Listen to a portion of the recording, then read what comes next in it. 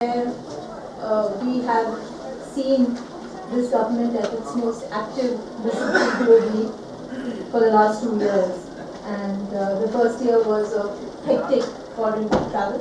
The second year, following a lot of criticism from even within the establishment branch, it has been curtailed to some extent. I am just going to flag a few events, visits, and things that have happened, and hope that the experts obviously will join the dots. So last year, I'm not going into 2 years, but 2015, if you remember, it began with the visit to France and the grand gesture of clearing 36 Rafale aircraft in ready-to-fly condition. We all know that 126 aircraft was a tender and agreement arrived at after considerable years and many delays, and the price negotiations were a little stuck. So Prime Minister Modi did make this very grand gesture that 36 of these would be ready to fly, and the impression was given that they would be available within 2 months or a year down the delivery line. We are still negotiating that aircraft. The price of the aircraft has increased dramatically. The last that we've heard from the government is that the Ministry of Law has raised many objections, and so the deal is stuck. In between the deal, of course, the French President Hollande came here for the Republic Day parade chief guest. But because it's a strategic deal, a very, very important deal between India and France, all relations seem to have got stuck. Another important partner for us has been the Americans, right from the last government down into this. And the first visit by the Prime Minister to New York and Washington was the Rara diaspora. The second subsequent visit was Facebook and Mark Zuckerberg. And after that, we find that even the deal that was the basics, free basics that was being negotiated, because of the pressure and because of pressure from within at home, it has been struck down and hasn't moved ahead. So some of the glitz and the gloss that the Prime Minister had acquired through these visits, some of the sheen seems to be in question, also because of the logistics support agreement, which was part of the nuclear deal, was stuck in the pipeline and remains stuck. Again, despite sources, stories fed to the channels and fed to the media that this is going to be cleared and we are going to move into setting up American bases of some kind in India. So that also is right now. The US Defense Secretary came, and I think all of you are better informed than me, and you know that this didn't move forward, and that visit didn't take the obvious forward. What it has taken forward, I'm sure our experts will be able to tell you, because the Prime Minister is getting ready for yet another visit. Not really clear why, but again, like I said, Ambassador Bhadra Kumar and Manish Shankar Iyer will be able to tell us what this visit is going to achieve.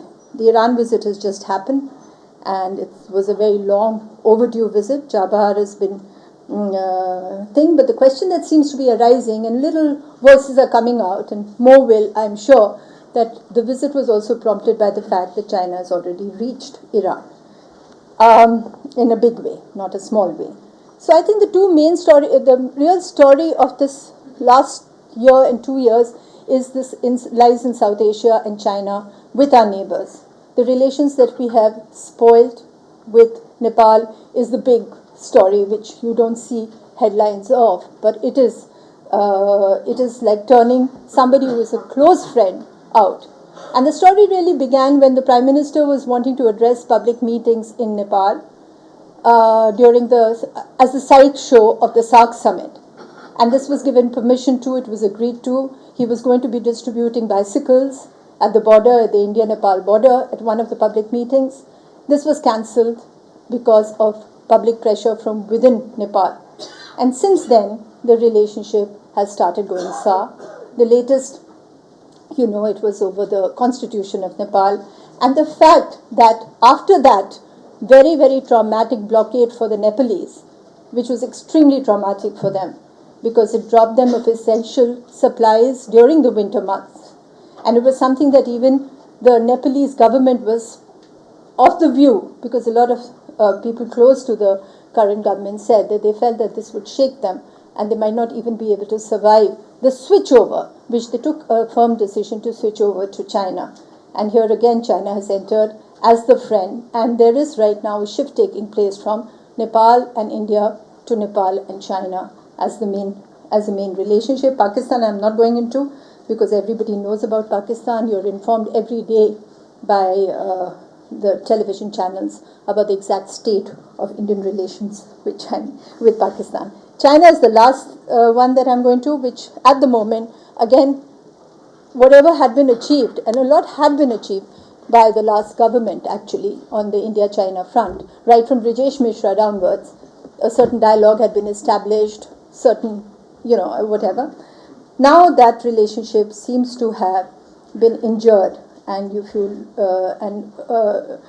it was very clear that China has decided, or is at the moment, embracing Pakistan, because it took a position against our proposal on Masood Azhar to declare him a terrorist at the United Nations, after which we did this usual measly sort of behind the scenes kind of a thing of stirring up the waters in Dharamshala by giving clearance to the Chinese dissidents to come and hold a meeting. And any of us who know, Tibet is a very, very sensitive point with the Chinese, and something which is not really tolerated. And if we are doing it, we were not able to go ahead with it.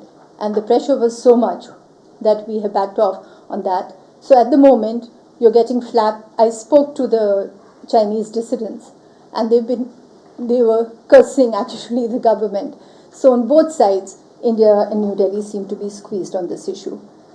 I'm going to leave it at that, and I'm going to ask